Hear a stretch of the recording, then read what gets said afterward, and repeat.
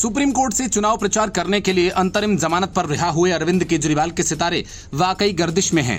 वे अपना चुनाव प्रचार पटरी पर लाते इसके पहले स्वाति मालीवाल के साथ मारपीट का मामला सामने आ गया और केजरीवाल सहित पूरी आम आदमी पार्टी बैकफुट पर चली गई। ये सब हो रहा था कि आम आदमी पार्टी और केजरीवाल पर भ्रष्टाचार में लिप्त होने के आरोप लगाकर मंत्री पद और आम आदमी पार्टी से इस्तीफा देने वाले राजकुमार आनंद ने अरविंद केजरीवाल की दुखती रग को दबा दिया। असल में सुप्रीम कोर्ट ने अरविंद केजरीवाल को अंतरिम जमानत देने के साथ उनके सीएम के सारे अधिकार को निरस्त कर दिया था और इस दौरान केजरीवाल ना तो कोई सरकारी काम कर पाएंगे और ना ही किसी फाइल पर हस्ताक्षर। यहां तक कि कोर्ट ने केजरीवाल को सचिवालय और सीएमओ के आसपास फटकने तक की इजाजत नहीं है। अरविंद केजरीवाल को उनकी इसी बेबसी की याद दिलाने के लिए राजकुमार आनंद ने एक बार फिर से उन्हें अपना इस्तीफा भेजा है। अब मंत्री या विधायक का इस्तीफा तो केजरीवाल स्वीकार कर नहीं सकते जब तक ऐसा करने के लिए एलजीबी के सक्सेना उन्हें न कहें, लेकिन राजकुमार आनंद ने दूसरी बार अपना इस्तीफा भेजकर केजरीवाल को इसे स्वीकार करने के लिए कहा। राजकुमार आनंद ने कहा कि पहले जब उन्होंने इस्तीफा भेजा था तो उस समय दिल्ली के सीएम अरविंद केजरीवाल जेल में थे, साथ ही वे किसी भी फाइल पर साइन नहीं कर सकते थे।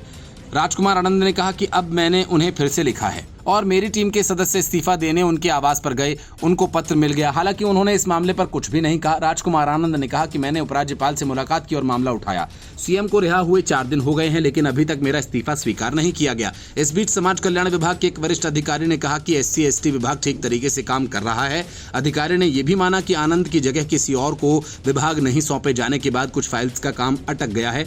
इस महीने की शुरुआत में आनंद ने बहुजन समाज पार्टी ज्वाइन की थी और अब वो नई दिल्ली लोकसभा सीट से बसपा के कैंडिडेट हैं। दिल्ली की सभी 7 सीटों पर 25 मई को मतदान होना है। आनंद ने पिछले महीने भ्रष्टाचार के मुद्दे पर आम आदमी पार्टी से इस्तीफा दे दिया था और कहा कि वो किसी भी ऐसी पार्टी का हिस्सा नहीं बनना चाहते जो उन्हें दलित का प्रतिनिधित्व करने से रोके। उन्होंने ये भी कहा कि डॉक्टर भीमराव अंबेडकर की वजह से वे राजनीति में आए। मंत्री ने पार्टी छोड़ने का कारण भ्रष्टाचार बताया, कहा कि वो नहीं चाहते कि वो भ्रष्टाचार में घसीटे जाएं। 21 मार्च को ईडी ने केजरीवाल को कथित शराब घोटाला मामले में गिरफ्तार किया। 10 मई को सुप्रीम कोर्ट ने अंतरिम जमानत सशर्त दी और चुनाव प्रचार के लिए इजाजत मिली। आप प्रमुख ने चुनाव खत्म होने के बाद नतीजे घोषित होने के 2 दिन पहले 2 जून को सरेंडर करने का उन्हें आदेश दिया। सुप्रीम कोर्ट की 2 सदस्यीय पीठ ने कहा कि अपनी अंतरिम जमानत के दौरान केजरीवाल फाइलों पर साइन नहीं कर सकते।